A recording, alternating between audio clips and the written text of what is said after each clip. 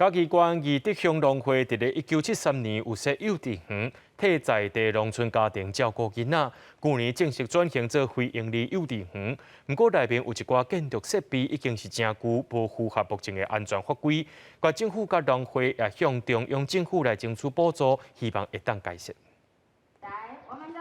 外石仔的涂骹，若是拄着落雨，伫遮上课的囡仔无场地，就可能会去跋倒。教室内底除了光源不足，地板嘛无讲盖平，这个问题可能影响到囡仔。农会甲县府向中央争取经费，要来上进。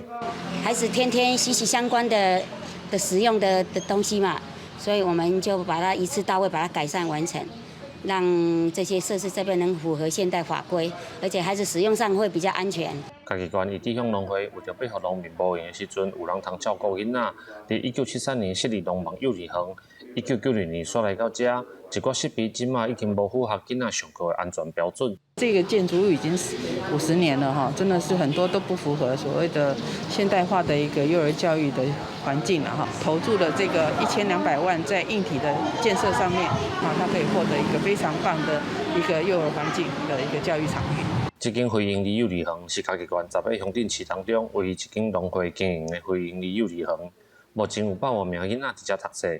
教育处讲，改善工程暗算6月中开始，希望完工了后会当扣偏乡甲都市幼儿教育之间的差距。记者林慧婷，嘉义报道。